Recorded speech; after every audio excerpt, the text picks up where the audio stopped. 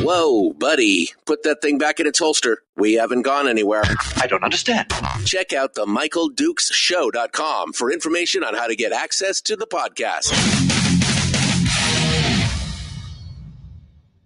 Welcome to the party, pal.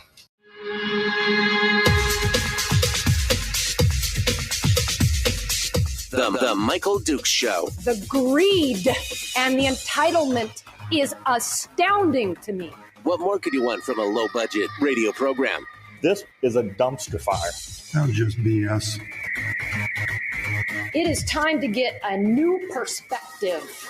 We know just what you need, and we've got just the cure. Open wide and prepare for a steaming hot cup of freedom. I just don't fathom it. The Michael Dukes Show, streaming live across the world. Live around the world on the internet at MichaelDukesShow.com and across the state of Alaska on this, your favorite radio station and or FM translator. Hello and good morning and welcome to Tuesday. It is the Michael Dukes Show and we are ready to go. Tuesday is our deep dive day. It's our day to dive down into the weeds and get into it with our friend Brad Keithley from Alaskans for Sustainable Budgets. And we're rocking and rolling. Let's just get to it. Let's not dilly dally. Let's not dilly dally, shall we? We'll get into it right now. Brad Keithley, our guest here this morning, as we say hello. Good morning, sir. How are you today? Michael, I'm doing great today. You didn't start with the morning weather report. It's rained. It rained all night. It rained literally all night. It's like a grease pancake out there. So it's I was literally listening to the water falling off the roof all night, hitting the trash can down there underneath the thing. Ding, ding, ding, ding. The water was just, I mean, it's been raining hard. So, Well, at least it will help melt the snow, right? I mean, well, I looked out this morning in the front road, the cul-de-sac it's all brown. There's no snow. It's all just, it's literally melted everything off the road, which means that this 15-foot high pile of snow that they scraped onto my lawn from the end of the cul-de-sac is now going to start defrosting. So it's, 6 of one, half dozen of the other, but it's warm, buddy. It is, it's a blistering 40 something degrees. It's a record high, according to my deal, 45 degrees right now. This morning, where I'm at. So it's like oil prices. They go from record lows to record highs to all over. Volatile. Volatile is what I think the word that comes out of this for sure. All right, Brad. Well, excuse me. Let's get started. We're going to start off with a story that I actually got into yesterday. And it is the Permanent Fund Board is becoming more and more political. They're not going to let a crisis go to waste. And there's a piece in the ADN that talks specifically about this. James Brooks over at the Alaska Beacon writes about it. So they've got a study. They've got a warning. We're going to run out of money if you don't do what we tell you to do. Give us the rundown here. Yeah, after having drained the earnings reserve by $8 billion to move it over prematurely over to the corpus, and telling everybody at the time they're doing that, we're doing it to advance pay inflation proofing, but now they seem to have forgotten that. It's just $8 billion over in the corpus. And oh my God, the earnings reserve is suddenly out of money. It's, to some degree, I chuckle at it because it's all staged. It's all being staged for a reason to combine the two funds together. And I'll get to that in just a second, but it's all being staged.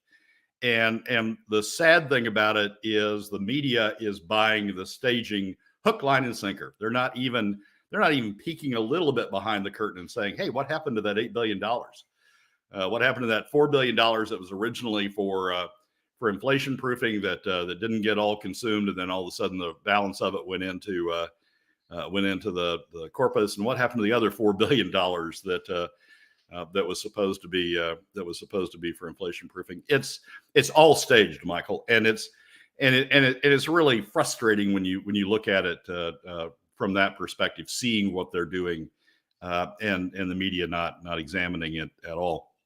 Here's what's really going on. They want to consolidate the two funds together, and so when they think they've got an opening, they've staged the crisis to be able to do that.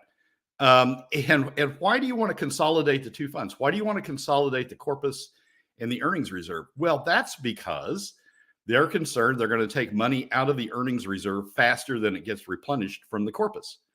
That's because they're concerned that the corpus isn't going to produce the 5% return, sufficient returns to cover the draw that is set up under the POMV statute to take the money out. So what's the real concern? The real concern is they're not going to have enough money in the earnings reserve to cover the draw. And oh my God, and then we're going to have to talk about taxes, right, on the top 20%. So this is all being staged in order to set up a situation where you can continue dodging taxes by saying that you're taking that 5%, even knowing that the corpus isn't producing enough to fund the 5%.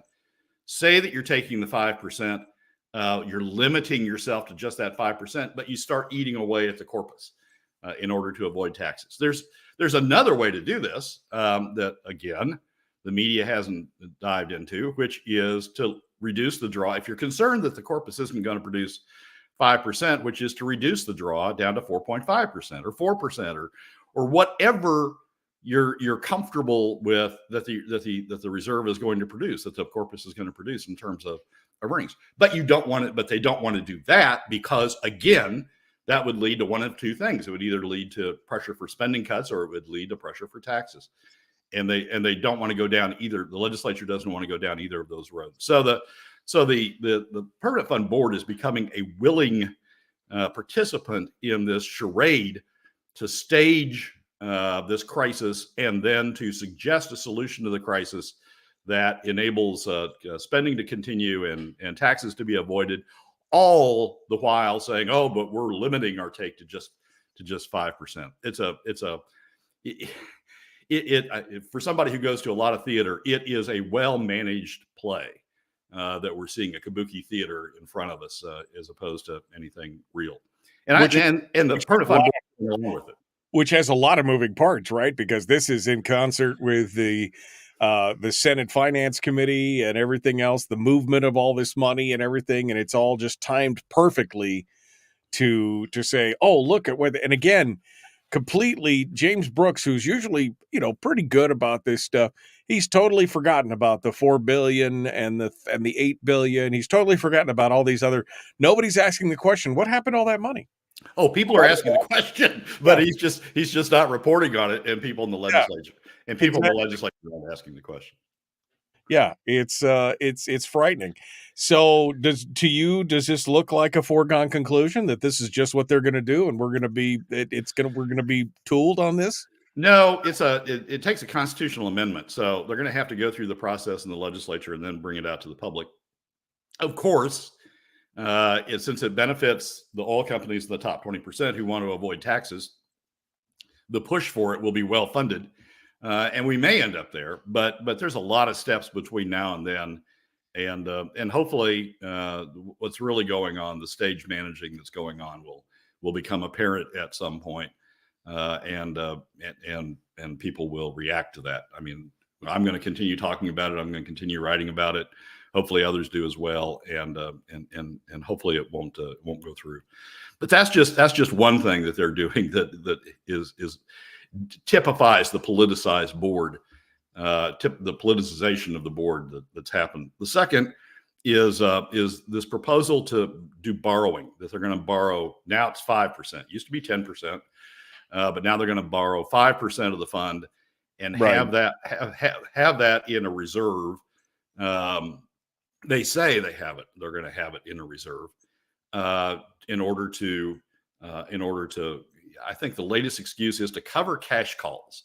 If they have a cash call on one of their investments, one of their private side investments, and they need additional cash, it's going to cover that. This goes back. This whole concept of borrowing, at least in my memory, goes back to an op-ed that Alice Rogoff wrote back during the Walker administration, I want to say 2017, 2016, that proposed borrowing by the permanent fund board borrowing by the permanent fund as a way of expanding the size of the permanent fund and generating additional returns. Now it was a bad idea then, but it's even a worse idea now. Back then, the cost of borrowing was like 2%. And so what you told yourself was, I'm going to get a 6% or 7% equity return on the investments I make off this additional money. And I'm only my cost of borrowing is only going to be 2%. There's transaction fees. So let's say the total cost is 3%. I'm going to make a 4% return off this additional money that I've borrowed. And that was the story back then. Now the cost of financing is above 4%. I mean, the treasury bonds, 10, 20, and 30-year treasury bonds out there are all above 4%. And so the cost of borrowing is going to be a lot higher. And what you've always got to be concerned about in these proposals, and what private equity firms who do this are always concerned about, is you've got to be dead certain that or else willing to take the hit, that the equity investments you're making off of this borrowed money are going to produce those returns. If one or two of them go bad and your overall return is, let's say, 3.5% or 3.75% against a cost of borrowing of 4% or 5% by the time you add in fees, you're gonna be going backwards. You're gonna be losing money off of this. And so, but it's all set up. I mean, they want to go into, the board wants to get to this $100 billion mark, the one that Ellie Rogoff talked about over in Saudi Arabia. They want to get to be in the game, be one of the big boys. And it's all set up in this grasp at trying to get to this $100 billion level. Let me tell you what the board did before, the permanent fund did before we got into this situation, before we had people talking about this. And people who have been in the oil industry listening to the show will know this term and understand this term. The board high graded its investments. If they wanted to make an investment in something in a new project, or if they had to meet a cash call in a project they liked, they sold the assets that were at the bottom of the return projections. You high graded, you moved up. If you wanted something new, if you wanted a new toy, you had to take an existing toy out of the toy shed and or the toy box and make room for the new toy. And that's, oil companies do that, investment firms do that, sovereign wealth funds do that. Everybody does that, and it's an accepted part of the business. That's what that's what the Permanent Fund Corporation did. It high graded, and that is a safe and secure, as much safer than going out and getting debt, is a safe and secure way of improving your assets along the way and improving your returns along the way. Now they don't want to high grade, or they want to reduce the amount of they high grade, and they want to go out and borrow this money so they can avoid high grading, avoid getting the bottom of the barrel in order to by using debt, by keep funding things, all the things they have in the toy box, add a new toy without having to take a toy out of the toy box.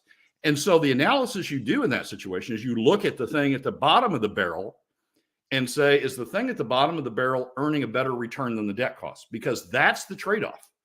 You either get rid of the thing at the bottom of the barrel, or you expand the barrel by bringing on debt. And I will bet that they've got things that are sitting at the bottom of their toy box, at the bottom of the barrel, that aren't earning an above 4% return. And so what all they're doing is they're not really financially thinking about this financially. They're thinking about, let's get to $100 billion. Let's grab for the brass ring and add in additional capital, just like Alice did in the 2016 editorial. Let's grab for the brass ring and get additional funding here, and let's see if we can pull it off. It's not what the permanent fund's done in the past. It's not what the permanent fund was set up to do. They were set up to be a safe and secure way of growing Alaska's assets, and they're turning it into something else. It's not Rubenstein's little toy that she wants to prove that she can do the $100 million thing. That's, Here's the third thing, and this is sort of the key to me of what's going on. In the governor's supplemental budget, not much in there, but one of the things that's in there is an additional appropriation of $150,000 to the Alaska Permanent Fund for, get this, a global communications plan. The corporation is seeking a partnership with a global communications contractor to enhance their global presence with the goal of increasing opportunities for recruitment and investments. It's Ellie Rubenstein's, and Jason Bruni and Adam Crumb's, political fund. It's to get their profile up. So Ellie, looks big in the investment community. Jason and Adam can look big as they plot their runs for governor. We don't need a global communications specialist to build up the permanent fund. It's done just fine. So what we see going on here is the politicization of the permanent fund. Constitutional amendment to take care of the top 20%, so they don't have to worry about taxes anymore. Oil companies, all my friends are fine. Borrowing in order to expand the scope, to grab for the brass ring, and then a global communications plan to tell everybody how great we are. Sounds like a hot mess is what it sounds like. All right, Brad, we'll continue here in just a moment. Don't go anywhere. Brad Keithley and the weekly top 3 continues right after this.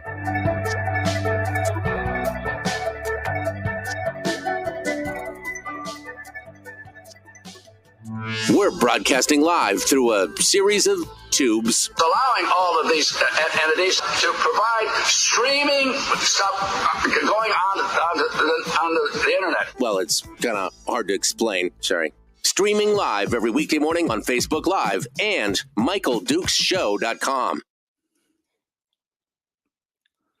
Brad Keithley is our guest. I mean, to be for global what? For global what? $150,000. $150,000 for a global communications plan, seeking a partnership with a global communications contractor to enhance the Permanent Fund Board's global presence with the goal of increasing opportunities for recruitment and investments. As if people who want financing for projects don't know their way to Juneau already. Now we got to have a global communications plan so we can tell them, what the way is to Juneau. That's a fancy way of saying, look at me. Look at me. Yeah, exactly. I mean, it's exactly what it is. Oh my gosh. And of course they're going to get it, right? They're going to get it because that's well, they've convinced the governor. They've convinced the governor, Mike Dunleavy, governor, I'm going to cut costs. I'm going to cut spending. I'm going to control spending. They've convinced the governor to include it in his supplemental budget. I mean, either Dunleavy's just, checked out entirely, or I don't know. He's going to support Crum or Bruni in their run for governor, or Ellie's convinced him that there's, pot of gold. I don't know what's going on, but it's just one more brick in the wall to help you see what's going on with this Permanent Fund Board. As I've said on previous shows, I think we ought to restructure the Permanent Fund Board. They've gone off the edge. The fact they're all gubernatorial employees, the fact there's no real criteria on making them investment gurus. Or selecting investment gurus. It's just, I mean, it's the politicization of the $60 billion to $70 billion fund, and they're just rolling along, and they're making up their stories, and they're plotting, and they're $8 billion. Oh, that's our money now. Forget that. That wasn't for. Yeah. It's just, I mean, it's just the theater. And if you understand the game, as I say, it's a comedy. It's almost humorous to see the way they're plotting it out. But it's serious business. It is, and it's frustrating to watch. And what's more frustrating, as you said earlier, is folks like James Brooks and others are not asking these questions about what's going on and why are they, why are we at this position that we're being toyed with. I mean, we're again, I think your use of the word toy box was not a bad choice, because that's what it feels like. The rich and wealthy are using us as just kind of the toys to, Ellie Rubenstein wants to, hey, I can look at me. I've got $100 billion toy. I can do it. Yes, I can. I can. Girl power. Watch me go. And that's what it's about. And Mom had this idea. My brilliant business person mother had this idea of going out and borrowing a bunch of money to do it. I mean, come on, brilliant. We got along for however many years, 35 years, 38 years, whatever period of time it's been, fine with the Permanent Fund Board acting like a true, investment board. Now we got them, now we got these characters in there who are playing games, wanting to promote their political agendas, wanting to promote their personal, profiles and their personal agendas, probably on Instagram someplace. Out there looking at $100 billion. You remember that picture of Trump's Secretary of the Treasury and his wife at the money printing place in Philadelphia, looking at all these rolls of dollars. The mint. Yeah. And this is sort of like Ellie, I got $100 billion. Look at me with my hands on $100 billion. No, it's insane. And then the worst part is like Dermot Cole said, I mean, they basically were saying, oh, that's not what we didn't really want to do that. We didn't really want to. All right, well, let's get to number 2. Here we go. We're 15 seconds out. Like, share, subscribe, ring the bell, do all the things. Let's man, I don't even know what to say to this. Here we go. Jumping back into it, the Michael Duke Show, common sense, liberty-based, free thinking radio. Let's do it.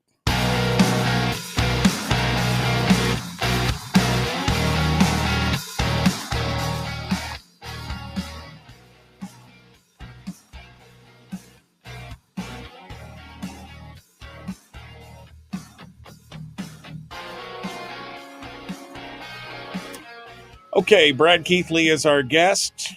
We are continuing now the weekly top 3. Just finished up with number 1, moving on to number 2 of the weekly top 3, which is the fact that, my God, we actually agreed with Larry Persily on something. I think the earth just stuttered, screeched to a halt. It's amazing. I agreed with about 98% of this article, Brad. I was really shocked that was what was going on. But hit me with it here. What do we got? So Larry, in one of his periodic columns, has an op-ed in the Anchorage Daily News. The title of it is "Alaska Lawmakers Shouldn't Empty the Pocket That Feeds Us." And normally you would think that'd be about permanent fund earnings. And it is in a way, but what he's really talking about is the CBR, the Constitutional Budget Reserve.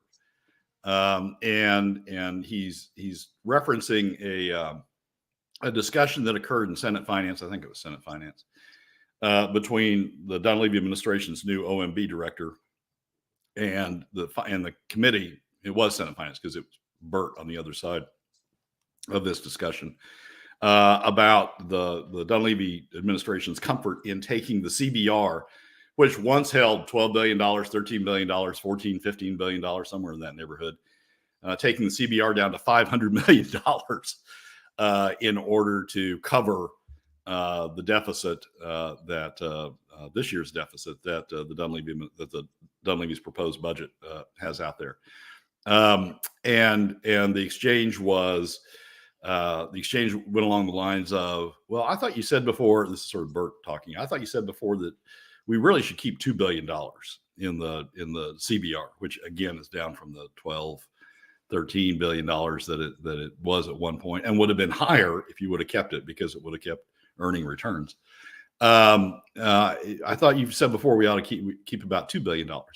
Well, and the response was, well, yeah, but that'd be nice, but we can probably scrape along at $500 million. And Persly's concern is a valid one. $500 million may not be enough. If we have an earthquake, if we have any sort of, if we have the oil pipeline cut off like we did, when was that, 1996 or 2006 or something? If we have the 2006, if we have the pipeline cut off for a while, and the cash flow from royalties and production taxes would stop for a while, or we have an earthquake, or we have any sort of bad situation, we don't have cash reserves anymore sitting around to be able to tide us through. We would at that point essentially have to go, the only savings account, and it's not a savings account, the only account that would have any cash in it is the earnings reserve account. We'd have to go hit the earnings reserve account for more than the 5% in order to cover us. And so that $500 million is not enough. You wouldn't really be able to find any economist or any accountant that would tell you that $500 million is enough to sit there as a reserve for a state the size of Alaska with Alaska's potential problems, to use that, to have that as the size of the reserve. So Larry's column is really taking the administration to task for that. I agree with that 100%. It is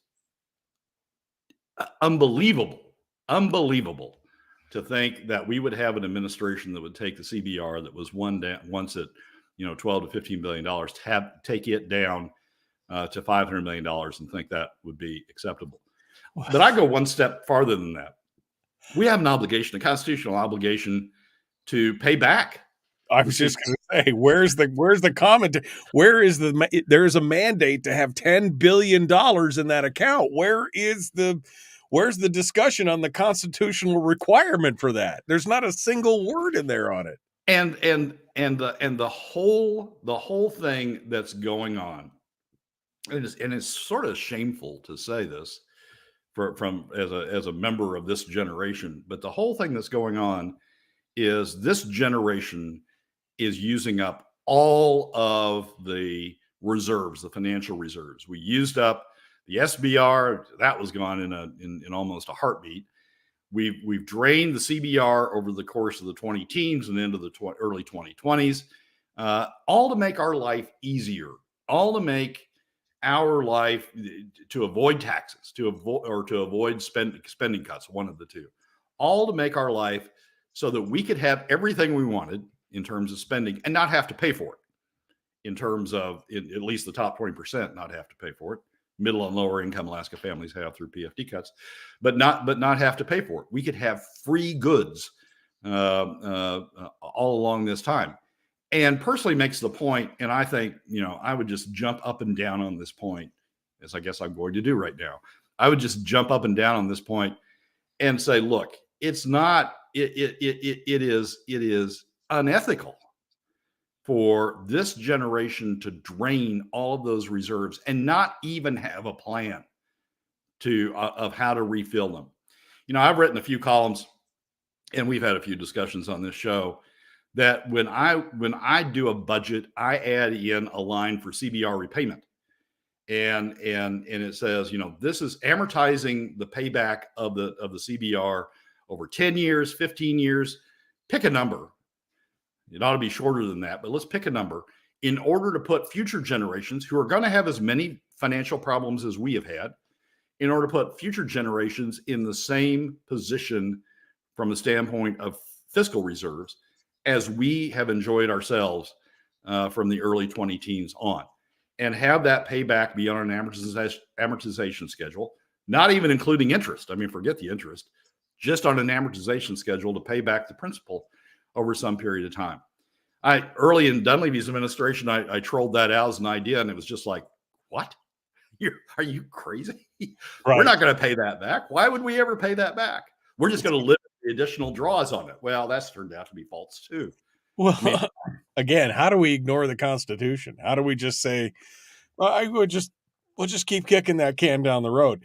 The most interesting thing in that whole thing, by the way, was the fact where she acknowledges the new finance director, Lacey Sanders, OMB director, says she acknowledges, we also recognize the state's in a position right now where we do not have a fiscal plan.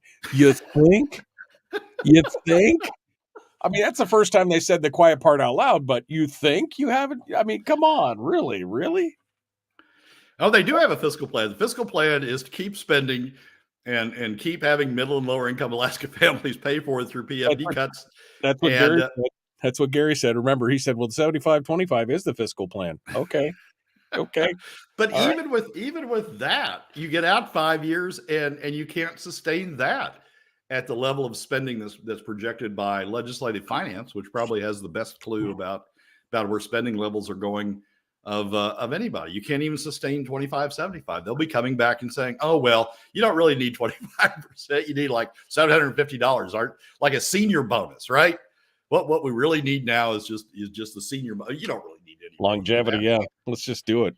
And it's just but Persily's right. I mean, and we are just killing not only ultimately ourselves in the next 5 or 10 years. We are horrible, doing horrible things to future generations. People talk about being Christians and, talk about being, that we're ethical and we're moral and we're doing all these things that is justified. We're, transferring money to the poor. We're, setting up all these programs. Yeah. Well, what about, the big one, which is providing for the people that come after? Oh yeah. Well, we're not worried about them. We're just going to take all their money and when they get in control, we'll go, surprise, look at the cash box, moths moths fly out. Or no, there's a bill due in the cash box. It's like it's a thing. It's a statement of debt. Here you go. Here's your payment plan. I can't believe how irresponsible we're being with respect to future generations. I mean, it's a strain to pay as you go. It's a strain to be financially responsible, not run the bank account up or not run the debt costs up. It's a strain to live within your means. But the legislature in its infinite wisdom has decided it doesn't want to live within its means. It wants to, spend on all these programs. It wants to add additional programs on top of those and not tax, all Alaskans, only tax the middle and lower income Alaskans. It's just, this typifies how bad this legislature and the legislatures over the last 10 years and the administrations over the last 10 years, not to pick on Dunleavy alone, but to certainly pick on him because he's continuing the trend that Sean Parnell started and that Bill Walker continued, and now Mike Dunleavy has continued. It is one constant slide as you can look at the CBR amount and you see that slide going down. It's one constant slide into the abyss. And now we're right at the tip. It's sort of like a slide. Yeah. And now we're at the tip of the slide and we're just about to skate off, into the canyon. It's like one of those big water slides where you're like, no, too late. There you go. You're going down. There you go. It's, I mean, this is just crazy. And again, the fact that they acknowledge that there is no plan, there is nothing else. We're just going to keep going, and we're not going to pay back the money that we're constitutionally obligated to pay. We'll just keep pushing that off. Are you crazy? Why would we amortize that out? We don't want to do that. It's just, it's insane. I still remember the discussion I had with people in the Dunleavy campaign about that. It was like, they just stared through me. It was sort of like, we're never going to do that. Why would we do that? We may get to a point where we can do it someday, but we're not going to amortize it. We're not going to, admit the liability and the responsibility that this generation has to future generations. Hell no, we're not going to do that. And now, they've made it worse, and now they're making it even worse. Even Walker sort of said we're going to stop at $2 billion. Now, that's when he still had a lot of money and he could say $2 billion relatively easily. Now that we're at $2 billion or less than $2 billion, now we're saying $500 million. Come on. If we have a major earthquake, or if we have an interruption of that oil pipeline, we are in deep, huge, massive problems. Right, because what's the average supplemental budget? Somewhere between $200 and $300 million. Now you add some kind of crisis on top of that, you got another couple $100 million. That your $500 million is gone with the wind, right? I mean, it's like, just on a supplemental budget that may come around the next year, you have no idea. $500 million is a drop in the ocean. Yeah. And next year, I fully expect next year is going to be, well, we've analyzed it now. We can skate by on $250 million. I mean, it's just, this just keeps going down, and it keeps getting worse and worse and worse and worse. And this administration has done nothing to make it better. In fact, they've made it worse. This legislature has done nothing to make it better. In fact, they've made it worse.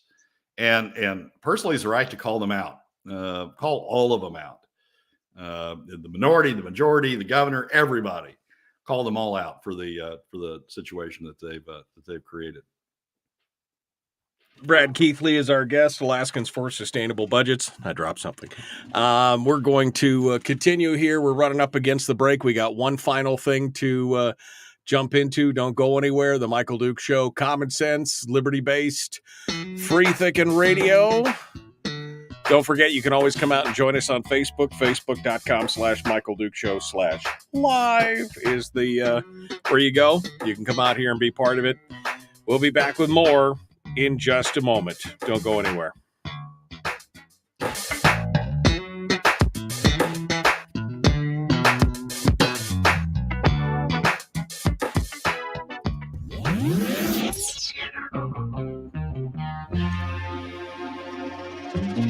Listened to by more staffers in Juneau than any other show, because their bosses told them to. And after what they just heard, oh man, they're going to be pissed. You're a bad, bad man. The Michael Duke Show.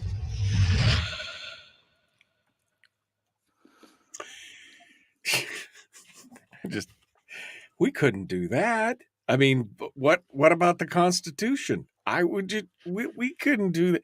What is the answer? I mean, the thing is that nobody wants to pony up and be responsible for what we've done in the past. No, this is not all the Dunleavy administration's fault. The Parnell administration was the one that spent, $10 billion during their tenure. But I mean, and the Walker administration did and everything. But at some point, somebody's got to go, whoa, hey, we got to pay this money back. This is the answer to what's going on, right, Brad? Yeah, exactly. And Dunleavy, I mean, the reason that Dunleavy comes in for some criticism on this is that Dunleavy said, we're going to be different. Dunleavy ran against Walker. Ran against Walker for re-election, saying we're going to be different. We're going to do this stuff differently. We're going to be fiscally responsible. We're going to be financially, accountable for how we run government. And we're going to rebuild Alaska's fiscal situation from the state in which he found it. He's made it worse.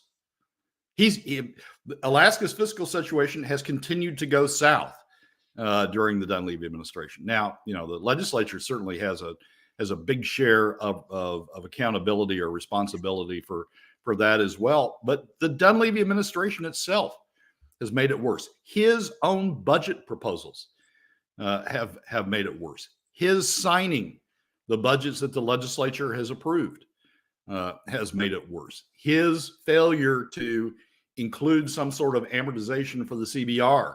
I mean, pick 20 years. I don't care exactly what the number is, but pick some amortization period where you're going to put future generations back in the position that we found ourselves in the early 2010s, where we had all this pot of cash that we could sort of ride out what we thought was going to be a temporary wave. At least, have some plan for how you're going to put future generations back in the same position. We don't have any amortization plan for repaying the CBR. Right. And the constitutional problem is, yes, we have an obligation to repay the CBR, but there's no schedule set forth in the Constitution for how soon you have to pay it back. So everybody goes, well, I'll do that tomorrow. I'll get to that tomorrow. Well, tomorrow came and went a few years ago. And now we're just beyond the looking glass someplace. We've been underneath the $10 billion mark for 10 years, and we haven't paid back. I mean, we don't have a plan to pay back anything at this point. So, I mean, at some point you got to ask questions like, what? I mean, are we really planning, or are we just going to ignore? Is this going to take another one of those lawsuits where you go to the Supreme, you sue the state to say they've got to pay it back? And you got to go to court and say, the Constitution says this, what's the deal? I mean, is that what it's going to take to get them to acknowledge that there's a liability? Or do the courts just say, well, it says you have to pay it back, but it doesn't give you a time frame, so you can't sue them right now over it? I mean, That's what the court would say. The court would say it's in the infinite wisdom of the legislature. And hey, guys, you elect the legislature. So, as Kevin McCabe said in an exchange we had, it's really the voters' fault. It's not really the legislators' fault. It's really the voters' fault for who they sent to the legislature. No, come on. Legislators have an obligation to lead, right? They have a responsibility to actually see issues.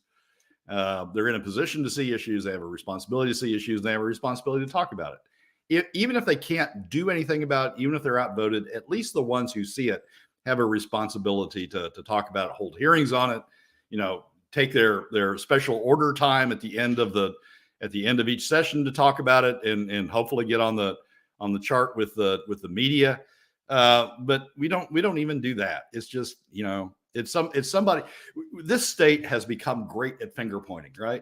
It's not my fault. It's the voters' fault. It's not my fault. It's the legislature's fault. It's not my fault. It's the governor's fault. It's always somebody else's fault. And we don't have, Governor Dunleavy promised in 2018 to be the one to stand up and say halt to all this and reverse it. But we don't have anybody who's really done that. I mean, we've got people who talk about it occasionally, but nobody has really stood up to do it. Kevin says it's 21, 11, and 1, Brad. That's the answer. I mean, he's not wrong. And my response to that is, Kevin, take your special order time for the next 2 weeks and talk about this issue and get on the radar by talking about this issue. Yeah. And I know you chair transportation, and I know it's sort of tough to shoehorn this into transportation, but do something to create a hearing on this issue in transportation. We can't finance future transportation if we don't solve this problem.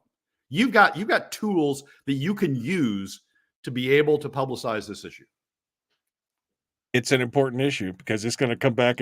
The worst thing is that this will come back and bite us at the worst time. You know what I mean? It'll be like the worst time when we really, one way or the other, it'll bite us because we don't have the money, or it'll bite us because we have to put the money in regardless of what happens. It's crazy. Here we go.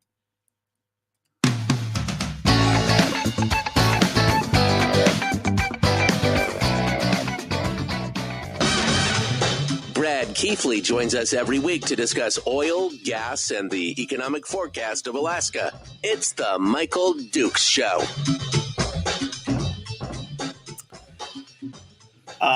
Let's continue on here. Brad Keithley, Alaska's for Sustainable Budgets, the final of the weekly top three. The big three, and that is the defined benefits plan. It has become, as Brad says, the proverbial pig in a poke. Brad, give me your thoughts on this here. What are we talking about? Well, Tim Bradner did an article for the Frontiersman that talked about the three issues that he thought were the big issues that were remaining on the table: education, pensions, and energy. Fiscal plan is not among them. Forget about that. Let's deal with something else, since we can't deal with fiscal plan. Education, pensions, and energy. And pensions, pensions is just it's just one of those issues that just really galls me. I mean, so the Senate's passed a bill, and the bill's over in the House for the House to consider. I think it's still in the subcommittee that Craig Johnson created to consider it. And so we've got a bill that's over in the House. But here's the deal about that bill. And I know you've talked about it on the show before, but it just really lights me up when I think about this.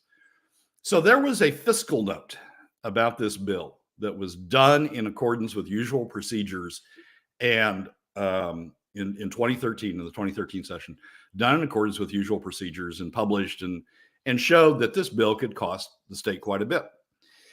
What they did with that analysis just drives me up a wall. This is the new fiscal note that replaced the old fiscal note. This is what they say. The previous version of this fiscal note was derived from an analysis provided by the Department of Revenue and Benefits consulting actuary. You know, the one who actually deals with this stuff on a regular basis. Buck's analysis indicated two separate impacts on future state budgets: direct costs for state employees and additional state contributions to municipal and school direct employees in excess of the statutory maximum contribution levels. And it showed that this was going to, and that fiscal note showed that there was going to be a problem with that. Next paragraph. Buck is in the process of revisiting this analysis, basically because finance didn't like it. Basically because Kathy Giesel and finance didn't like it. Given both updated workforce data as well as the changes made in the Senate Finance Committee substitute, because this analysis will not be available for several weeks, because it takes actuaries a while to do these things, the Finance Committee is producing their own fiscal note with the input and assistance of the committee's own contract actuary. It is understood and expected the committee's fiscal note will be superseded once the Buck analysis, in other words, once we've had them in the back room and beat them up enough so that they produce one that we like, once the Buck analysis is complete. Additionally, the committee had concerns with the prior Buck analysis because of the way it incorporated future changes to the workforce. And it goes on and on and on about how this old fiscal note, done by the people that normally do fiscal notes, how this old fiscal note just wasn't what we wanted. So we had our consultant come in and do one, and that's what we're gonna pass this bill on. We have no clue. We honestly have no clue. Using somebody other than the committee's own consultant, we have no clue about what this is going to cost, because we essentially took the people who normally do the fiscal notes on these things and took them in a back room and are beating them up until they come up with the answer we want. And I looked up the definition of pig in a poke, and it fits it perfectly. We don't know what this sucker is going to cost. We know what the Senate Finance Committee's consultant that they retained to replace Buck. We know what they think it's going to cost, but I have no faith that the committee's consultant, after they trashed their existing consultant, after the committee's consultant came up with a number, I have no faith that the number is any good. Tellingly, on the floor of the Senate, 2 of the 3 Finance Committee co-chairs voted against the bill. Right. And they said, whoa, wait a second. This is not, yeah. This is, and here's the thing that we've seen this in the past. I mean, and actuarials matter, folks, by the way. That's how we got so upside down in that first defined benefits program, is we had actuarials that weren't doing the job, right? Or they were mismanaging it and they weren't doing the right thing. That's how we ended up so upside down in our previous defined benefits program. So I'm assuming that this actuarial was taking all that into account when he wrote this first one. And then they're like, no, this is way too high. So we're going to hire our own consultant to come in who's going to tell us what we want. I mean, this is just, this is insane. And where is that second report? It's been 6 weeks, 7 weeks. Where is this second report that keeps saying that it's going to come out? I mean, do we have to pass it before we figure out what the thing is going to cost? Is that the deal? They're waiting to drop it the minute that the ink is dry on the bill? I mean, what's going on? Yeah, hopefully the House is going to be responsible in this regard and not pass it out without a fiscal note. But it's just so the press is full of the Senate passed it out. Oh my God, this is part of the solution to retaining people. Kathy Giessel, the new Kathy Giessel. I'm not sure what happened to the old Kathy Giessel, but the new Kathy Giessel is out there touting that, we needed to retain workforce. We needed to retain teachers. We just need it. And I thought often, did Vince Beltrami actually win that race against Kathy and just put on Kathy's face or something? But it's I mean, this is Giessel out there selling this. And you have an actuarial report that isn't what you want. So you just replace the actuary and come in with another actuary. This is the classic definition of pig in a poke. We don't know what we're getting. And we know the Senate's passed it, although the two of the 3 Senate Finance Committee chairman or co-chairman voted against it. The Senate passed it. They wanted to get it out. And this stuff matters because as even Gary Stevens, the president of the Senate, admitted, look, once we pass this, we set up a constitutional claim against the permanent fund for the results. I mean, the Constitution includes a provision that says that retirement benefits to public employees are constitutionally guaranteed. So once you pass this, once you create this tier, you can't roll it back by new statutes. It takes on constitutional protections, and we can't undo it. I mean, we can create a new tier for those going forward, but we can't undo those that will fall into this tier. And this tier goes back and captures all of the people who have been under defined contribution by giving them the opportunity to opt in to the defined benefit plan. So we're about to, if this bill would pass, we would scoop up all those people in the past that we had under defined contribution, dump them into this defined benefit plan, and then put a constitutional protection around this defined benefit plan going forward. And we're doing all this, or the Senate passed a bill that does all this without knowing what the numbers are, with only knowing numbers that their own consultant came up with. So it's just, I mean, it's a, you wonder how we got into this situation. This may be the, if you're ever going to write a story for how Alaska killed itself, this may be the first paragraph. This is exactly it. This is the case study for how we submarined our own future right here. Brad, less than about 90 seconds here. Give us your final thoughts. My final thoughts is this legislature is going off track. Not surprising about that, but But the administration's gone off track. The legislature's going off track, and the permanent fund board's going off track. And we're not acting responsibly anymore. We're acting in the heat of the moment to do things that we're going to look back on and really regret. I regret them already. What do you mean looking back and regret? I regret them as they're happening. I'm just watching this going, why? Why do you do this, people? Well, we'll see how prescient we are on this, how well we prognosticated on this, Brad, here in the near future. Brad Keithley, Alaskans for Sustainable Budgets. You can find him at ak4sb.com and, of course, on Twitter and Facebook and everything else. Thank you, my friend, for coming on board. We appreciate it. Michael, as always, thanks for having me. Folks, hour 2 is dead ahead. Chris Story, and I don't know what I'm going to talk about, but it'll be something. It's all coming up right now. The Michael Duke Show.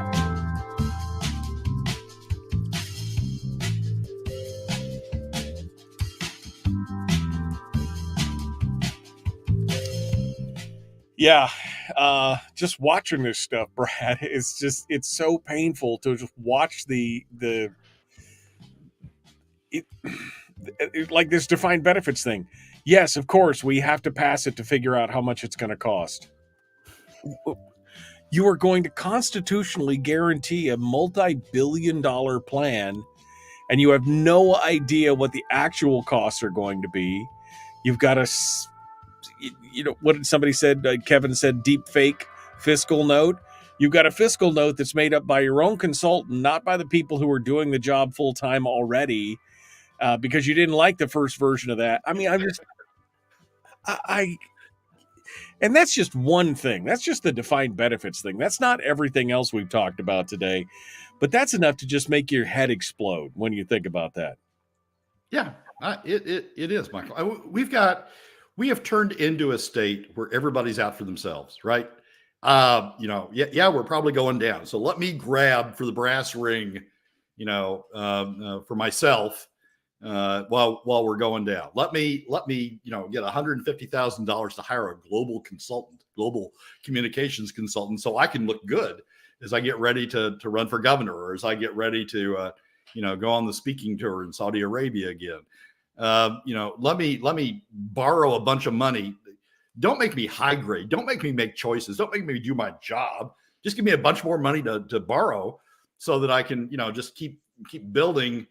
Say I'm building this fund. If it all comes down, well, I'll just go off to something else. It's just we've got a state. I mean, you can see this with the PFD. You can see it with the CBR. We've got a state where everybody's out for themselves. We've taken this individualism that we prize here to the nth degree, to beyond the edge of the pale. And we've got people who are just grabbing for, whatever they can get as they go. It's in the legislature, with all these programs, we got teachers. People talk about oil company representatives in the legislature and how bad it is they're voting on oil tax bills. Well, we got teachers in the legislature that are voting on K through 12 bills and on defined benefits. We got legislators in the legislature voting on their own 67% pay raises for those who are about to retire. I mean, come on, man. We got legislators who have put themselves all into the top 20%, who are voting, who are voting on, do we tax me or do we tax middle and lower income Alaska families? Oh, I got an idea. Let's tax middle and lower income Alaska families. Don't touch me, because my donors would be all upset about that. Everybody. We've taken individualism to the point where everybody's just grabbing for a little bit for themselves, and it's just it's disgusting. It's disappointing. It's unethical. I mean, look, if you're a 20-year-old today listening to this program, you're getting stuck with the bill. We've drained the CBR down. We're not paying the CBR back. In about 10 years' time, as Michael says, we're going to open the money box, and there's not going to be money in there like, this generation had back in the early 20-teens. There's going to be a bill in there. It'd be like Dumb and Dumber with all the IOUs. It's just like, and it's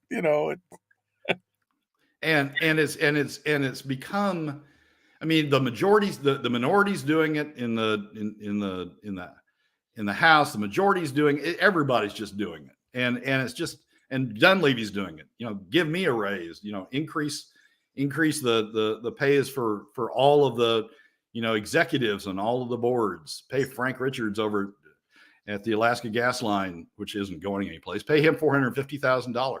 I mean, just everybody's grabbing for a little bit for themselves as the ship's going down, and no one's saying, "Wait, the ship's going down." and we're just continue going in this direction.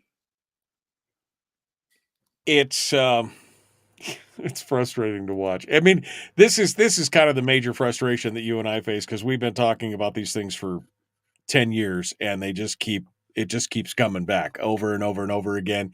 And it's like you could see the train wreck coming, and you can't look away, but it's nobody's listening. Nobody's listening.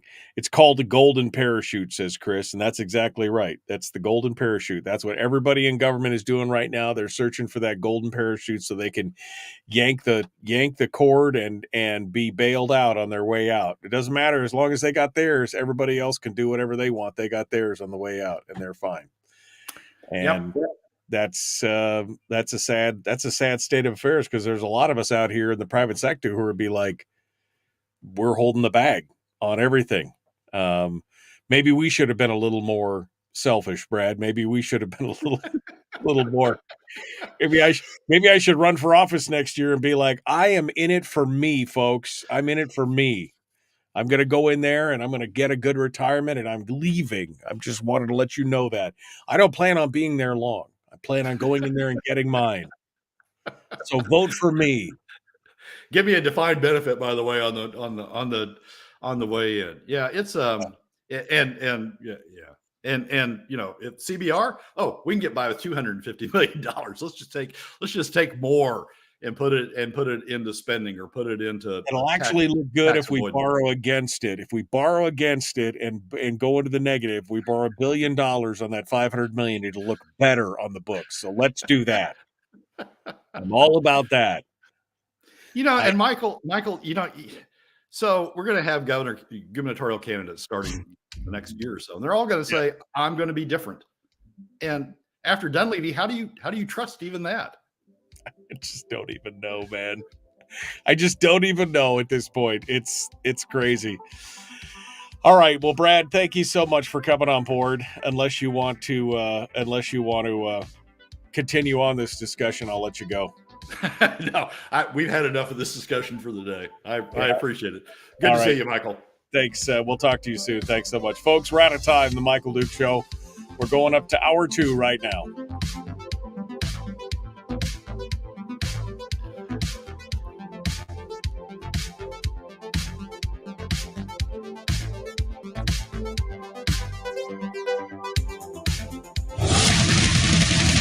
Whoa, buddy. Put that thing back in its holster. We haven't gone anywhere. I don't understand. Check out the MichaelDukesShow.com for information on how to get access to the podcast. Welcome to the party, pal.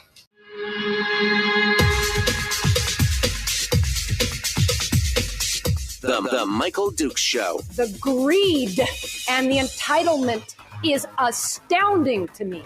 What more could you want from a low-budget radio program? This is a dumpster fire. That's just BS.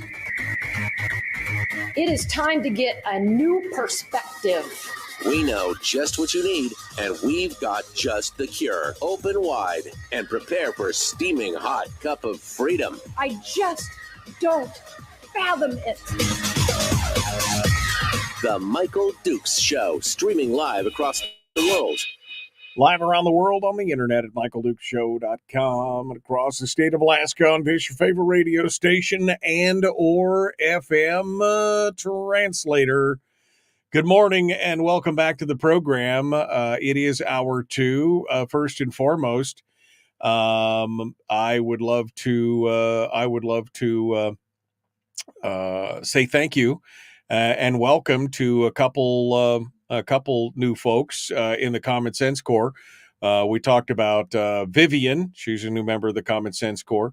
and Rob, also a new member of the Common Sense Corps. And we appreciate you guys coming on board and joining us. If you'd like to help support the show, you could do that as well by becoming a member. It's just kind of the Cool Kids Club. For as little as $3 a month, you get access to the private Facebook group and more, which reminds me I need to send out the emails to Rob and Victoria for that. So we will do that here shortly. And give them a chance to participate in all that kind of stuff. Anyway, go check it out, michaeldukeshow.com. Just click on Join the Corps, and it will take you where you need to go to figure out all that stuff. Okay, we've got it. We got stuff to talk about.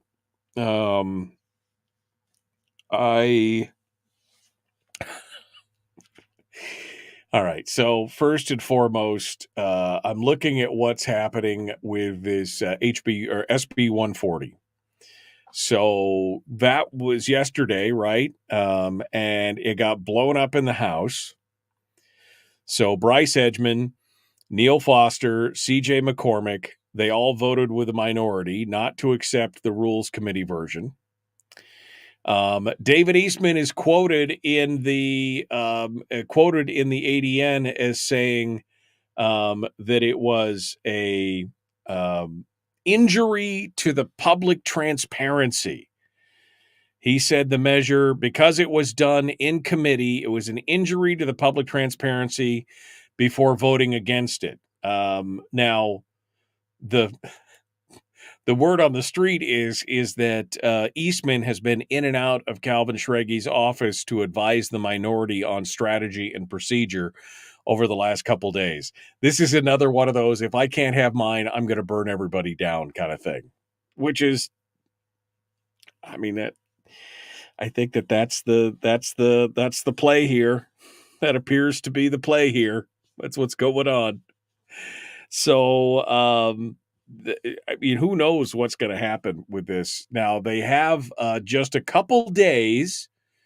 Where is it here? I'm looking for it because they quote C.J. McCormick in the KTUU article. He said, no, Craig Johnson, not C.J. McCormick, but Craig Johnson. The high-speed internet for schools, if we don't get it done within the next 2 or 3 days, that's gone. So we have basically sent a message to the education community that we don't care. I suggested we hear the bill. We have amendments. We vote them up. We vote them down. But to stop now is to surrender, and I'm not prepared to surrender. It's never been in my makeup. Now, Will Stapp from Fairbanks, who I like Will. He's a nice guy. I don't always agree with his analysis of stuff.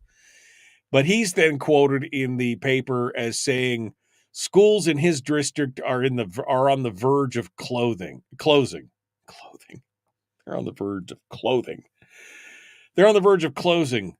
They will be closing within a month, Madam Speaker. So I think we should take up this issue now. I didn't realize that they were closing all the schools in the Fairbanks North Starborough because of their shortfall. Which is, we know is not true. I mean, it's just, that's the thing. When you say things like that, we know that it's not true. Yes, they are making cuts. Yes, they're going to be doing some closures in school. They're going to move some of the kids around. They've already talked about how the number of, the student teacher ratio is going to change.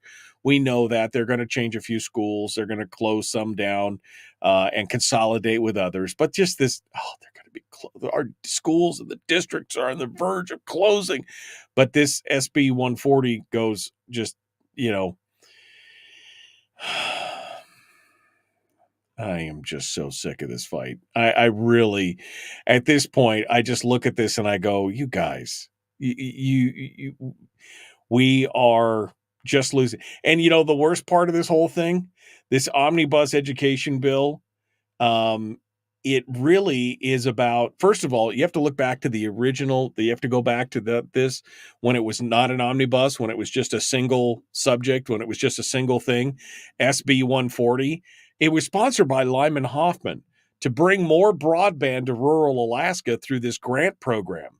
Now, it would benefit the villages, but not just the villages, but Quintillion specifically.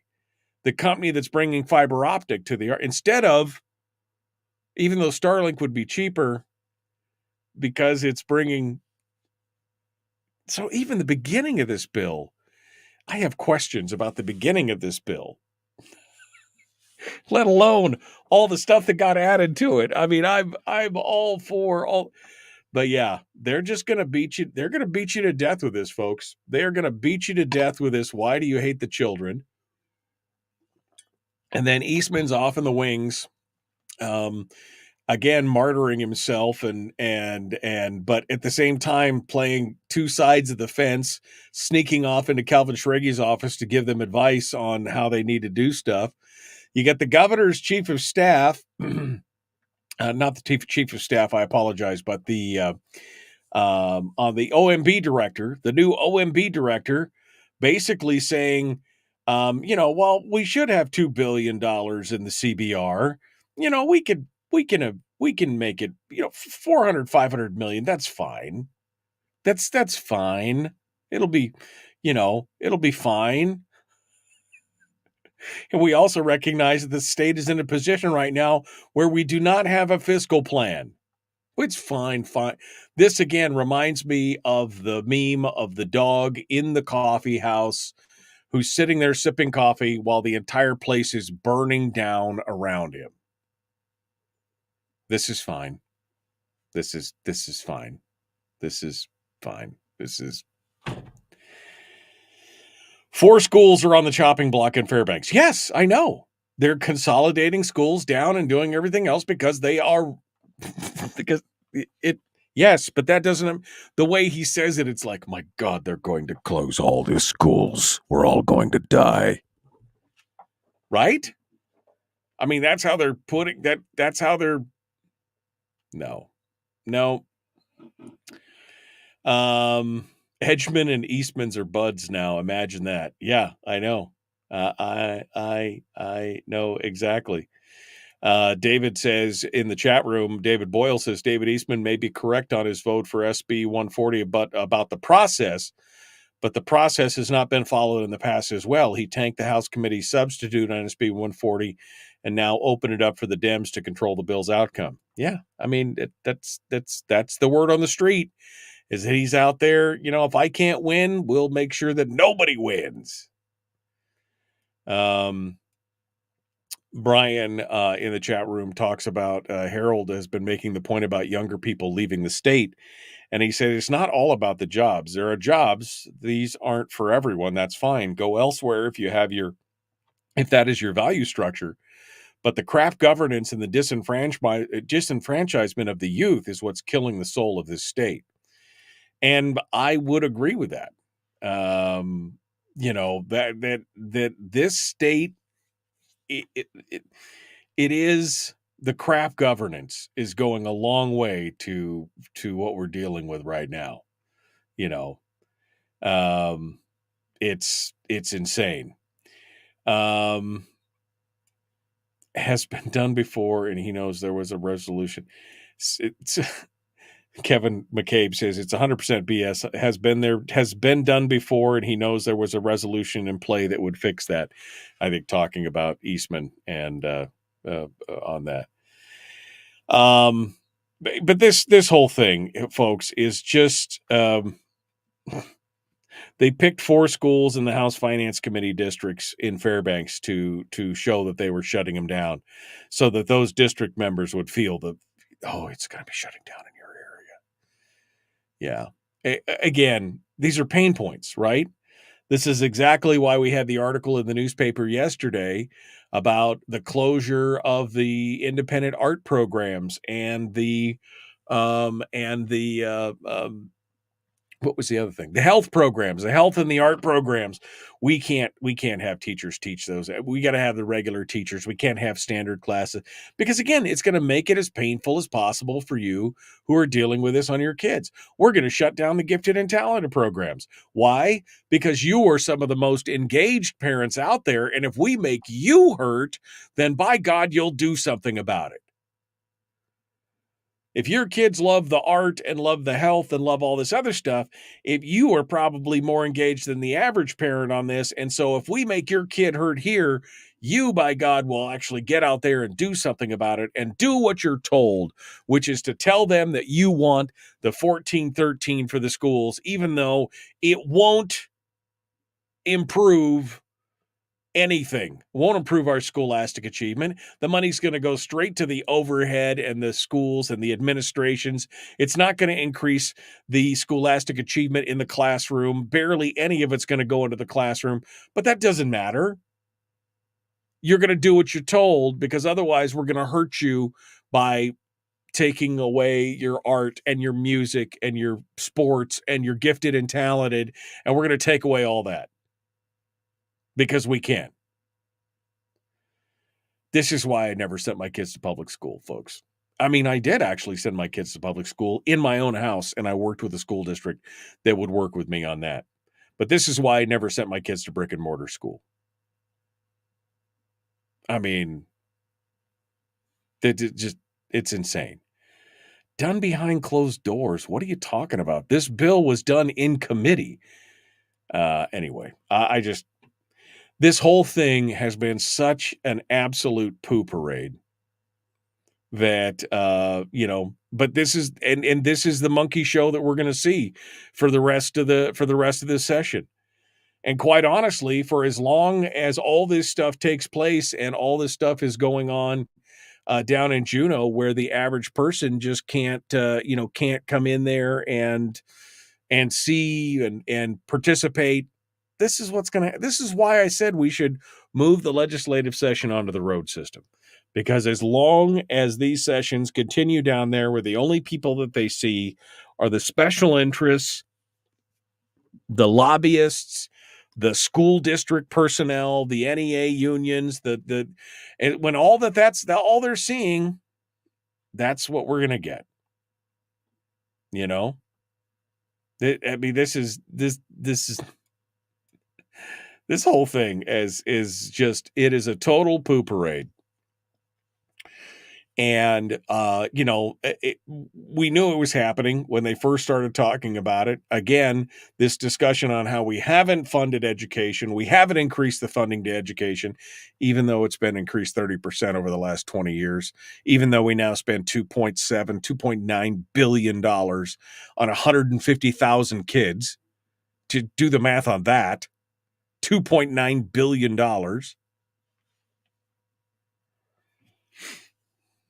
It just doesn't even matter.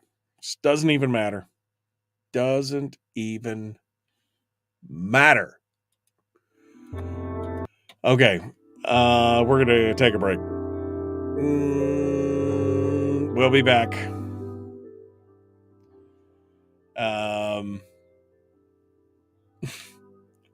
We'll return here in a moment. Don't go anywhere. The Michael Duke Show, common sense, liberty-based, free-thinking radio. They can't do math. They went to public schools. That's the problem. We will see you on the other side. Don't go anywhere.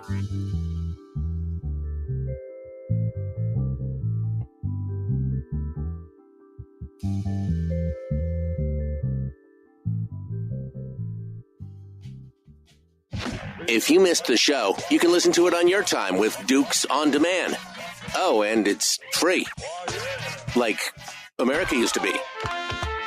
Streaming live every weekday morning on Facebook Live and MichaelDukesShow.com.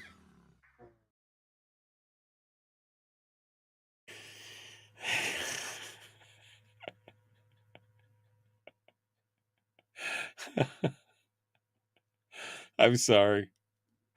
There were a ton of average Juneau people there yesterday, and kids, and 1413 buttons and posters and everything else. I mean, yeah, sure, fully funded, ready to go, doing all that kind of stuff. That's all part and parcel of it right there. That is totally it, Ritu. Ladies. Melissa, just relax. Barbara, just relax. Everybody relax here. Melissa, I mean, you may have done your best to put the 4 schools on there because they made sense, but it also has the appearance of being political, whether it is or not. We all know that sometimes perception is reality. Don't get butthurt about it. It's all good. We're all on the same team here in the end. It's all good. But the Eastman caucusing with the liberals. Eastman is just doing what Eastman does, which is, I don't know, that guy. The worst part is that I agree with him on most everything that happens, and then he does something like this, and it's just like, wow.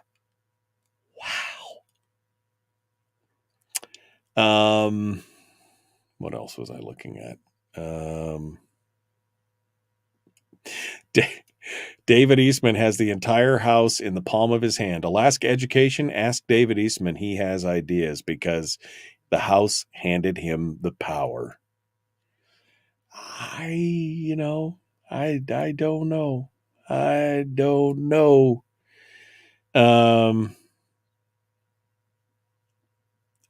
It's absolutely not political. This is creating a ton of outrage that doesn't need to be there. I'm outraged all the time, Melissa. I'm outraged about the maneuvers by many school districts, not Fairbanks nor Starborough particularly or specifically, but in general, where they just want to hit people on the biggest pressure points and pain points they can, whether that's shutting down the gifted and talented program in Anchorage or or again, shutting down the independent art classes and things like that. This happens all the time. This is not, I don't even think this is district specific. It is what it is, but this is the pain point. They always want you to feel the pain. And what they really want to do is they really want to aggravate the parents who are most involved and people who have kids that are in gifted and talented and art programs and music programs. I think you'd probably find statistically are more involved in what's going on with their kids. And so by hurting those kids, they get those parents motivated, right? I mean, right? I mean, that makes sense. And yeah, is it political? Is the 1413 thing political? Probably. It's not a real number, as we've talked about. They just plugged it into a cat. They just plugged it into a inflation calculator and said, "This is what we need." Well, why? Where does that go? Break that down for me. Where does the 1413 go? Does it go into the classroom? No. Okay, where exactly is it going? Where exactly is the wait, David says the gifted program, where is the equity? Oh God, don't even get me into that. I mean, don't even get me into that. Yeah, this whole thing with the schooling, how much is enough? I mean, we spent $2.9 billion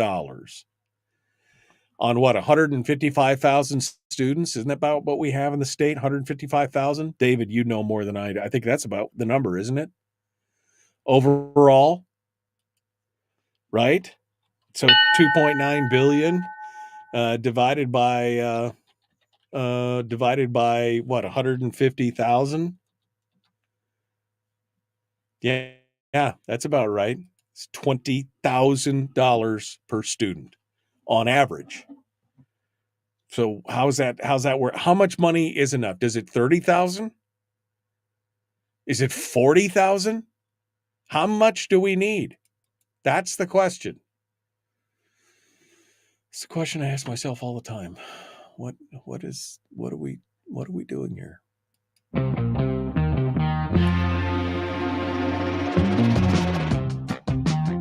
The Michael Duke Show. Seriously humorous with a pinch of intellect.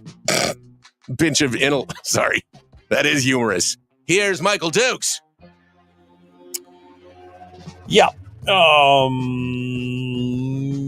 trying to find the humor this morning. I'm not seeing a whole lot of humor because I just see the same thing going over and over and over. And again, even going back to the beginning of SB 140, Lyman Hoffman wanting to put that thing out there basically to benefit Quintillion and the rural communities to get this broadband with federal monies that, they should just buy them a $500 Starlink and let it go. I mean, why are we? And then that morphs into a bill with a bunch of other stuff stuck into it, which I'm not necessarily a fan of, but at the same time, I wasn't necessarily opposed to because of what's going on. And then the whole thing just comes unstuck. And all I can hear people harping on is how we're going to close the schools and more school buildings are going to close. And to which I say, okay, good. If there's not the students to fill them, then why don't we close them? If we don't have enough students to fill, then why? And if you're running out of money, then why don't we start consolidating things down? Why don't we eliminate some of that overhead? Because you keep telling me this 1413 number is the number is the number. Okay, well, first of all, where did you get it? Right? Well, somebody just plugged, apparently, this is the word that's going around. Somebody plugged in the BSA number into a calculator, went back to 20, whatever it was, and put in, and it said how much for adjust for inflation. And that's where they got the number. This is not a number based on, zero-based accounting where they came in and said, okay, well, here's what we need. We got this program, we got this program, we got this program, and here's how much each one of these programs needs, and that's how we came up with the number. No, they just said, well, this is how much you were paying us, and if you had adjusted for inflation, this is how much, so this is what we're going to get. Okay. I mean, Melissa Burnett says, I'm not in favor of the 1413, but it's not a lie. It actually makes sense when you look at it. Tell me why. Tell me how the 1413 is going to be broken down inside the budget. Where did the number come from? How did they hit on that number? And how is it all going to work? Where is it going to be distributed to? Where is the 14? See, because instead of, again, looking at program A, B, C, D, E, F, G in the budget and say, these are the programs that we know are going to fix it for us and help us. And if we increase it, we're going to need so much for A and so much for B and so much for C and so much for D. And that's where we came up with the number. If you just plug it into an inflation calculator and say, there you go, that's what we need. Well, how are you going to break it down? Well, we don't know. Well, we'd like some accountability measures attached to this to say, if we're going to give you this money, then you say you're going to improve the outcomes. Oh, we couldn't do that. Well, wait, so we want accountability with the money and you're not willing? No. And how much are you willing to put into the classroom? Well, we can't guarantee you how much is going to directly go into the classroom. Well, wait, is it going to be 50%? Maybe. Sometimes not 50%. So, I mean, look, that's the thing. I mean, you can't just pluck a number out of the air and say it'll be great. Like I said, 2.7, 2.9, somewhere in there, $1 billion.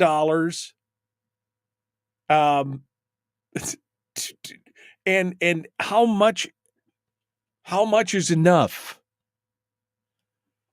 Well, we'll let you know when we get there. We'll let you know when we see it. Well, wait a second. $20,000 a student. Is it $25,000 a student? Is that going to be right? Is it $30,000? I mean, should we be spending $5 billion a year on the kids? 6? 10? How much do we need to spend just for education?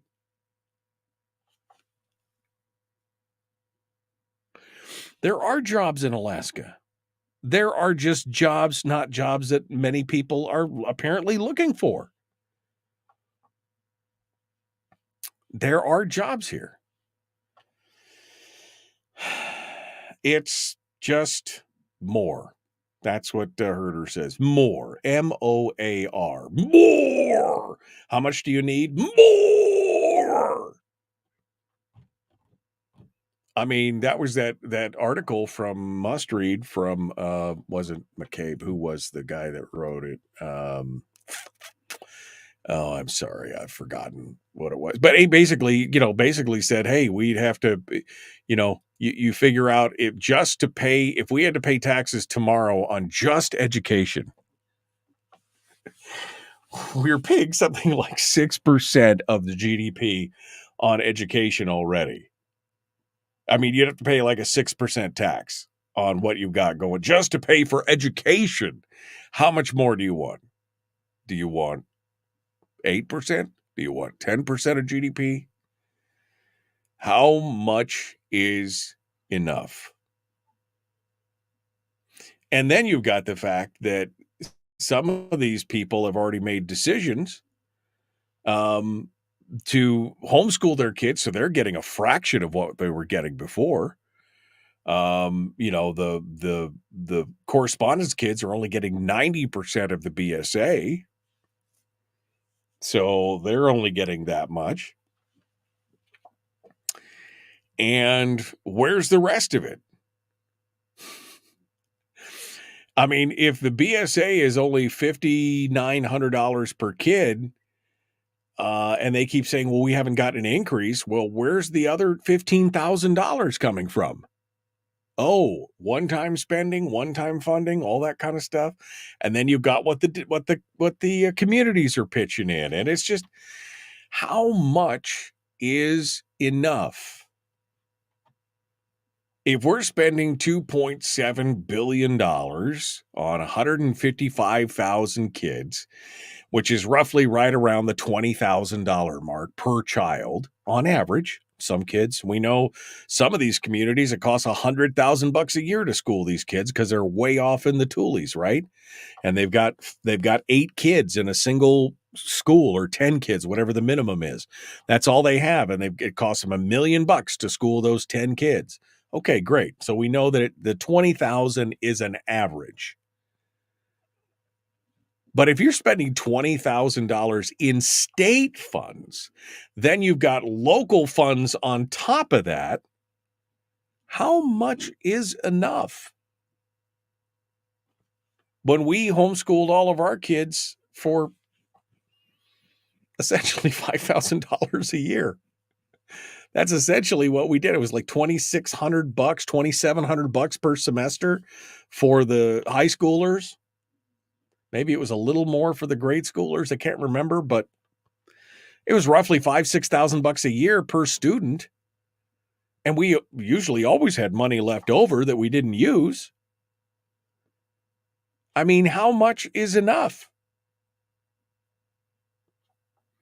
The 1413 BSA increase equates to 218,000 PFDs.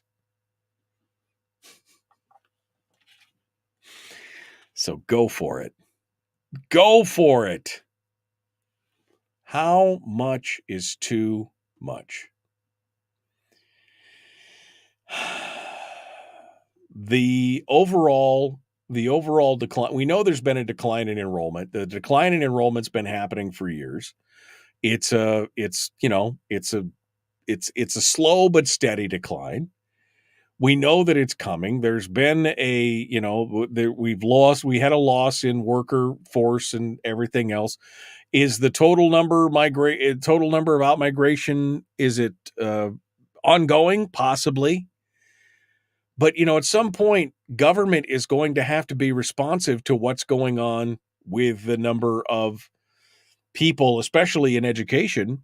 If you've got fewer and fewer students, eventually you're going to have fewer and fewer teachers, facilities, all that kind of stuff. And the problem is they don't want to be responsive in those areas. They want to keep it all at the same level. They want to keep things going at the same level. They don't ever want to make those shifts. So how much? How much is too much? I don't know.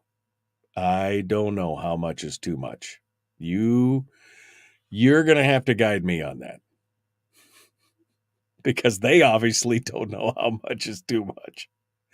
They're like, oh, this is just fine. Don't worry about it. It'll be perfect.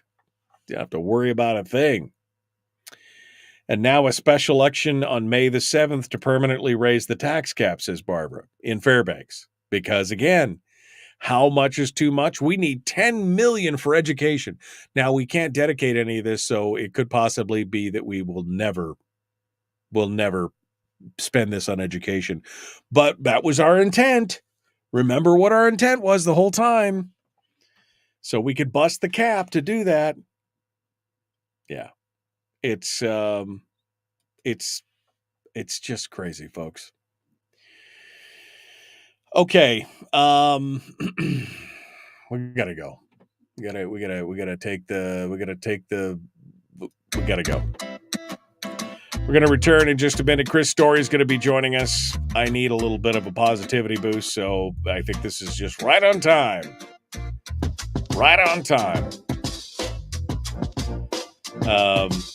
Melissa says, talk about political lies. The tax cap is to pay for the dog shelter, not education. Oh, my God. All right, we got to go. We're going to be back with more of The Michael Duke Show. Common Sense Radio.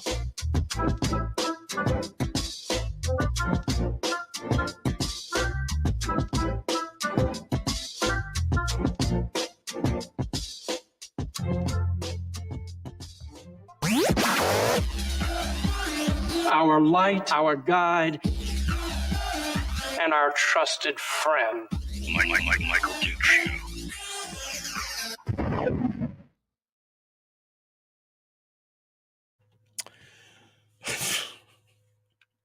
This is such a total shit. It's just so poo. It's a $2,700 per semester, right? So $2,700 per semester is what, yeah. I mean, they're just not getting, they're doing it for a fraction of the, thank you, Donna. Let me call Story here before we get too far ahead. Per year. $2,700 per year? Well, that seems low. Was it? Oh, Story. I don't know why it does this to me every time, but I got to call you back because this thing won't pick up. That damn thing won't pick up. Let's do this again. Whoa, that's really loud. Okay, let's try this again.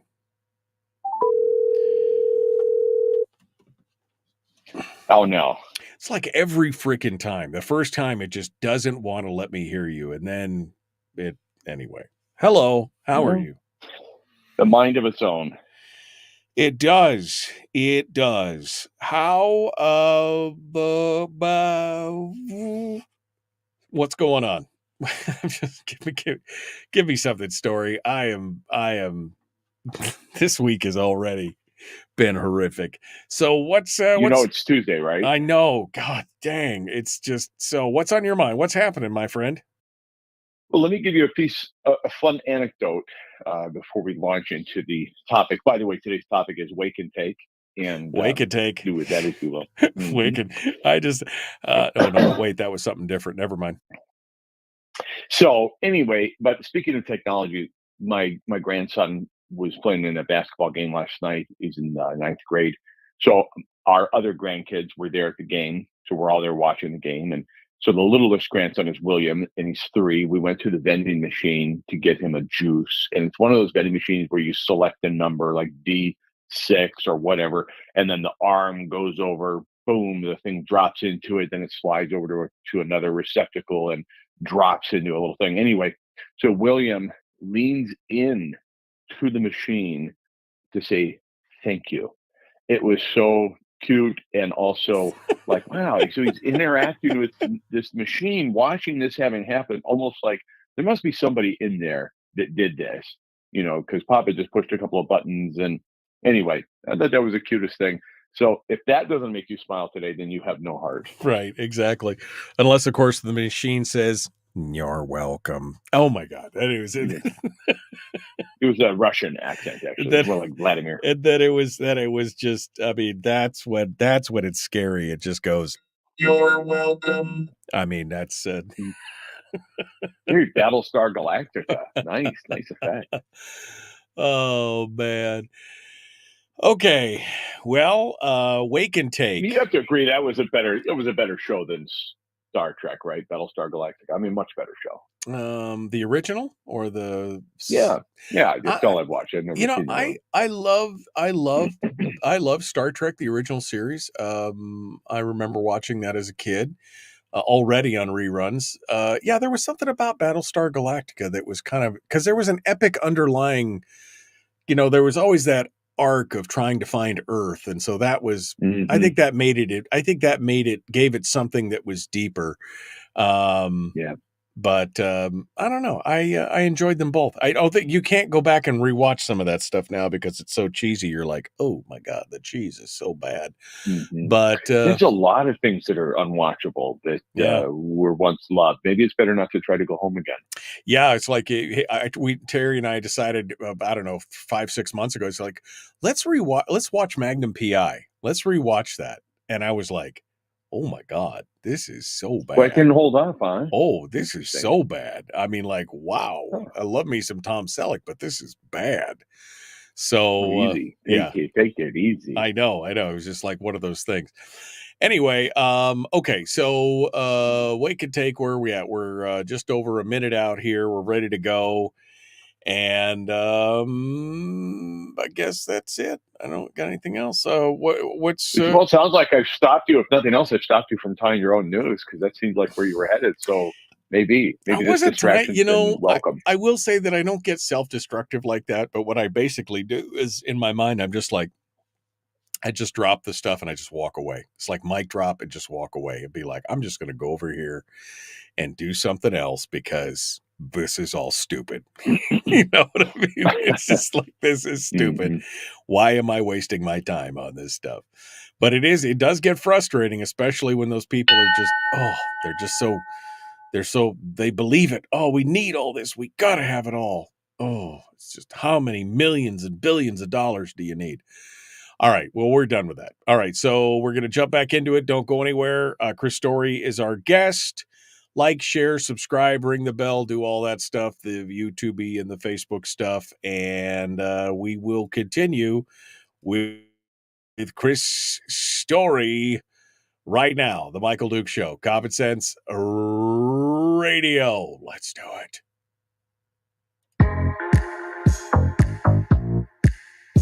The Michael Duke Show. Not your daddy. Wait, sorry. Not your daddy? Ooh, not your daddy's talk radio. Whew. I was scared for a second. Thought we were going down. Here's Michael Dukes and the show.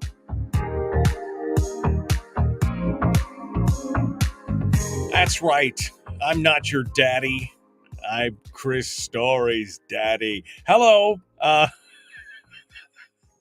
Good morning. Welcome back to the thing. Hello. Which one is Chris? He's the one without the fluffy ears in the picture here. We're just people commenting on your new picture. Chris Story joins us here on the program today. Our weekly uplift, our positivity boost. He is our guru of positive thought and betterment. And he joins us today to talk about Wake and Take. What's going on, my friend? What's happening? Well, first of all, I think this is a celebratory moment for you and I both. But dare I say radio at large, really, because we are celebrating, Michael, whether you know this or not, we're celebrating our 10th year together of what I'm now calling affectionately Tuesdays with Michael. And so this is over 450 installments over these past 10 years of these segments. So I just thought that was worth taking a moment and acknowledging, and obviously thank you. Because without you, I wouldn't be here on these Tuesdays. That is true. I mean, we have been doing this a long time. 2014 was when I moved on down, and we are ready to go. And it's time flies when you're having fun, my friend. That's all I can say. Time flies when you're having fun, and I wouldn't change a thing. I appreciate you coming on board for this every week. Well, except for last week. But, other than that, it was... But we made up for it on Thursday. We did make. Okay. I know we did make up for it. If I can't poke fun, then what is the deal? All right, so hit me with it, my friend. Wake and take. What are we talking about here? I'm going to wake up and I'm going to take it. No, I'm going to take. What are we doing?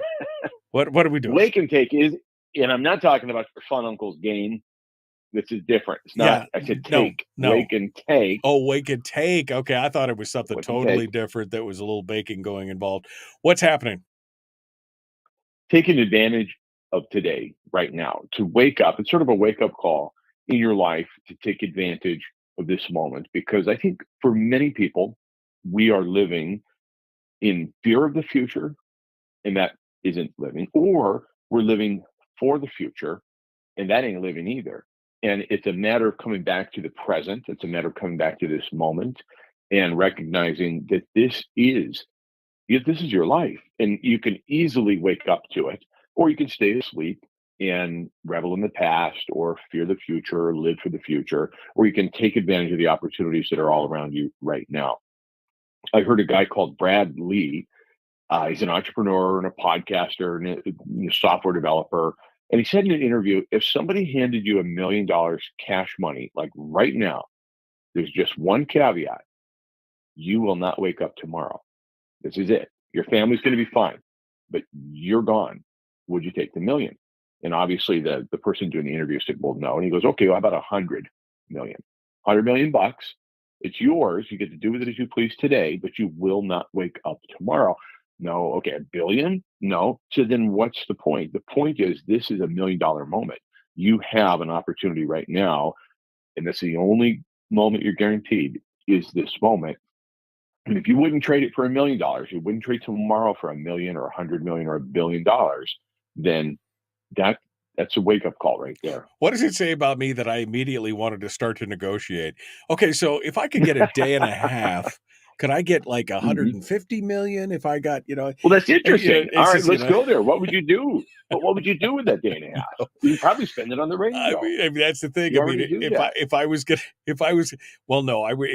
I knew I only had a day and a half, as much as I love my listeners and everything else, I would probably not spend the day on the radio. I would probably be with my family all day, every day, all day long. But you're making a valid point. The question is, would you, if you knew that you had $100 million or $1 billion that you could do whatever you want with, but you wouldn't live past sunrise, would you do it? Well, no, because you can't put a price on the experience. You can't put a price on everything else. I mean, people try, but that's a tough, man.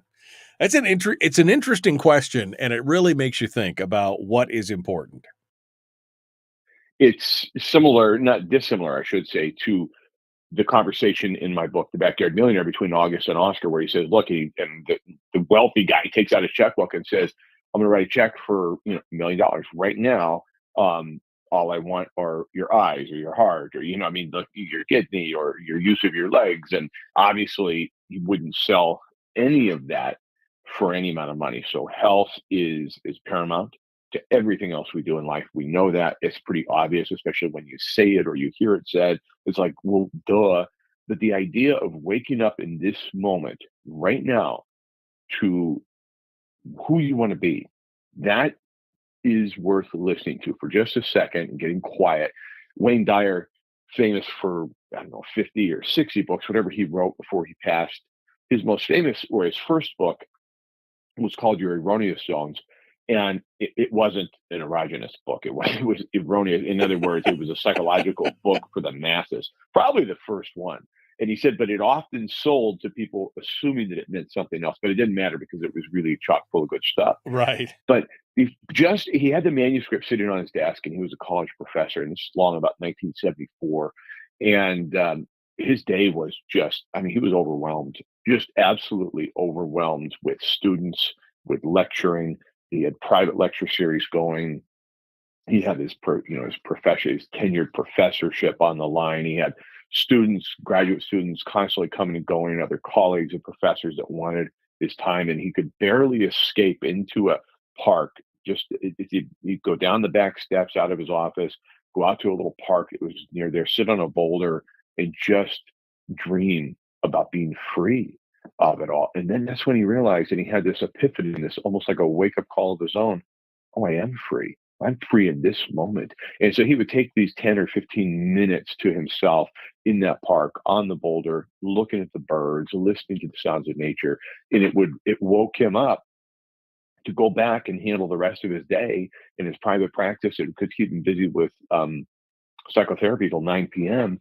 and then start the day all over again the next day. But it also helped him wake up to the fact that he was misusing his time, and he changed and he quit and he gave up that guaranteed future for the unknown, which would obviously be, as history would write later, a massive success to the tune of $100 million net worth and appearances all over the world and much beloved figure in modern culture. But he didn't know that. But he woke up inside of a dream that was a dream, and he found it to be a nightmare. And then the wake up call was, I can do something about it. So wake and take this opportunity.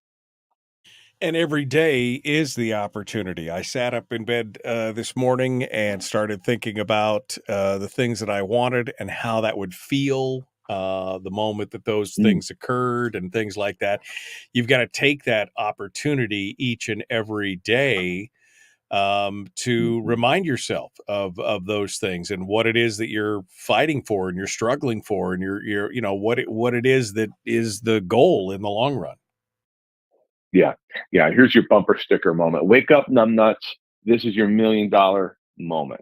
You put that on a bumper sticker and just say that whenever you find yourself in an argument over nothing, even with yourself or a loved one, it's wake up. This is your moment. This is your $1 million moment. And $1 million moment could be a placeholder for freedom, time freedom, financial freedom, health freedom, relationship, and empowerment over your own choices in life. This is your moment. Wake up. Take advantage of it. Wake and take. Wake and take. Take advantage of the moment that you have been given at this point. So what is Chris Story's routine for the wake and take? What happens to you every morning when it's much different than wake and bake? Yes, Chris. Somebody in the chat room just asked if it was different. It's much different than that. So, Chris, walk us through your process.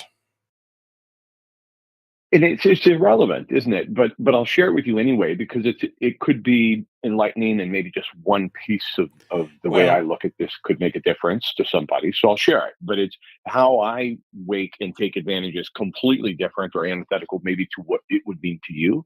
But for me, it's waking up with gratitude, even amidst a storm. And for all you know, I'm going through some emotional upheaval right now. You have no idea, because I come here not to share that, but to come and share ideas about, empowerment and self-improvement and so forth. But still, even if I'm in the middle of an emotional, turbulent time or storm or financial crises over these last 10 years, I've gone through a lot of different things, Michael, but these Tuesdays have been reserved for finding empowerment and creating a different and better space. But I wake up no matter what, forcing myself to focus on gratitude. Just that one word. Yeah. That one word can change everything.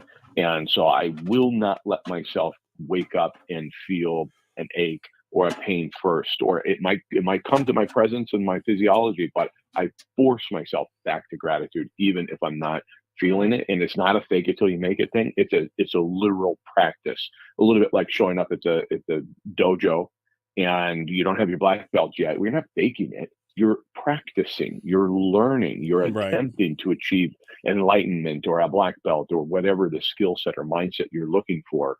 So for me, it's a way of being, if you will, or a practice, is that gratitude. And that drives the rest of my morning, which then includes minimum 20 to 30 minutes of reading something positive, spending time in what I consider to be meditation, although I've never practiced or been trained in it, but it is just a quiet reflection of this moment and being present in that moment and praying and having gratitude. And of course, copious amounts of coffee. Copious amounts of coffee. I start, and just so, again, I'm just trying to give people kind of an idea. Like you said, your method, my method may not match them, but it just kind of gives you an idea. I swing my legs off the bed and I sit on the edge of the bed and I just tip my head down and I just say, thanks, thanks for waking up. Thanks for having another day. Thanks for having the opportunity. There may be aches and pains in there, but thanks for the aches, thanks for, that means again, at least I'm not on the other side of the grass. You know what I mean? And then I think about, like I said earlier, I think about the things that I want, the goals that I have set for myself. And I think about what those would feel like as they come to pass. Like as we celebrate certain things or milestones, what would that feel like in my life? What is that going to be like? And I think about that feeling and I think about those things. And then when I go brush my teeth, I look myself in the mirror and I say a few words to myself. Sometimes they're uplifting. Sometimes they're a little chastising, one or the other. And that's just my routine, you know. And sometimes that's the weirdest thing in the deal, you know, looking yourself in the eye in the mirror and saying something, and you're like, "But you're an idiot. What are you doing?" But that's just how I do things. So whatever it takes to get up there and take advantage of it, that's what you need to do. Yeah, wake and take advantage of life in this moment, or you can watch the opportunities slip through your fingers like the sands through the hourglass, pulling you slowly into the ground. Or again, take advantage of it. And it doesn't matter where you are; it's not too late. Have you heard Billy Joel's new song? It's fantastic. It's amazing, actually. It's moving. It's incredible. It ain't too late. It's not too late. Billy Joel hadn't written a song in 30 years. He's got a brand new one out. And it's amazing. And it ain't too late. So. Yeah, ain't too late. All right. Well, Chris Story, thank you so much, my friend. As always, it's a pleasure to talk with you. Appreciate you coming on board. And we look forward to another 450 episodes or whatever it is that you just threw out there. I look forward to that. Thank you, my friend. We'll talk to you again soon. All right, folks, we got to go. The Michael Duke Show continues. Common sense, liberty-based, free-thinking radio. Tomorrow, be kind, love one another, live well. We'll see you then.